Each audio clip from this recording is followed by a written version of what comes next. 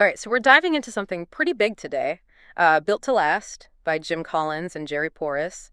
You know, Yeah. that really changed the game when it comes to how we look at success, like what makes companies actually last. And, they weren't messing around. This was 6 years of research at Stanford, hmm looking at 18 companies that have really stood the test of time. The Walt Disneys, the 3Ms, the IBMs of the world. Yes, some heavy hitters. Absolutely. And we're going to pull out the core stuff, the insights that you really need to understand what makes some organizations not just, hang in there, but really flourish for decades. And I think one of the most interesting things right off the bat Mm. is how they challenge that whole idea of you need one, like, indispensable leader. Right. The Steve Jobs, the Yeah, Elon Musk. exactly. And built to last, it shows that these visionary companies, they put their core values and their mission Mm. even higher than any single person. Like Walt Disney himself. Yeah, I mean, even after Walt Disney, passed away, that company didn't lose its way.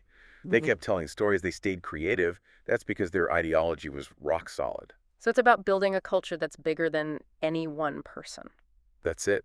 Those core values, they're like your non-negotiables, right? The Mm. principles behind every decision, and then the overarching mission. That's your big why, your reason for existing, the impact you want to make. Okay, so we're talking about building a lasting culture, but how do you make sure these companies don't become like dinosaurs, right, Mm. stuck in the past? Well, Collins and Porras, they had this great concept, preserve the core, stimulate progress.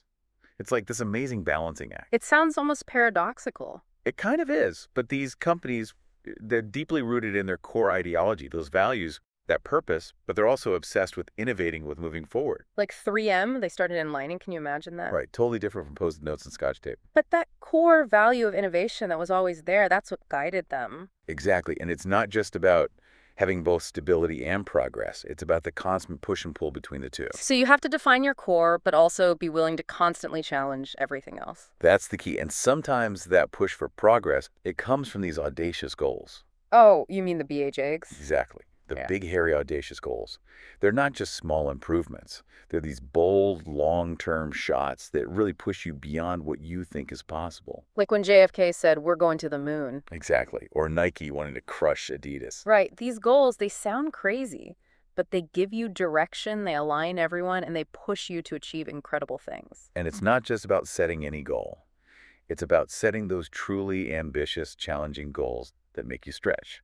So now we get to the really interesting part, the difference between what they call clock building and time telling. Yeah, this one's a good one. A time teller is that leader who always has the answers, right, based on their own experience. The But one's always looking at their watch. yeah, the visionary companies, they're full of clock builders, people who focus on creating systems and processes that just work regardless of who's in charge. Like building a clock that keeps perfect time no matter who winds it. Perfect analogy. And they use HP with their famous H2 way as a great example. Yeah, those ingrained values and practices, they kept HP going strong, even as leaders changed and the market shifted. So the takeaway here is to build systems that will outlast any single person's tenure. It's about thinking long term, not just putting out today's fires. And a huge part of that is creating a culture where experimentation is encouraged. Absolutely. These visionary companies, Hmm. they don't pretend to have all the answers. They create an environment where trying new things is not just okay, it's expected. Yeah, and they know not everything will work, but they're really good at spotting what it does and then scaling it up fast. Think about Amazon. They started as an online bookstore, and now look at them, AWS Alexa. They're everywhere. It's all about embracing experimentation and being ready to pounce when something works. So to sum it all up, building something that lasts isn't about short-term wins or relying on one brilliant person. It's about strong values, a drive to progress, setting those big goals, creating solid systems, and a culture of experimentation. And that brings up a really important question for everyone listening. Are you just focusing on what's right in front of you, or are you building something that you want to see thrive for years to come? And here's one last thought. Built to last, it focuses on businesses, but these ideas, strong core, being adaptable, thinking long term, they apply to so much more. Yeah, your personal life, your goals, your relationships, it's all about building something meaningful, something that lasts. That's a great point. Thanks for diving into this with me. Absolutely my pleasure. That's all for today. Thanks for listening.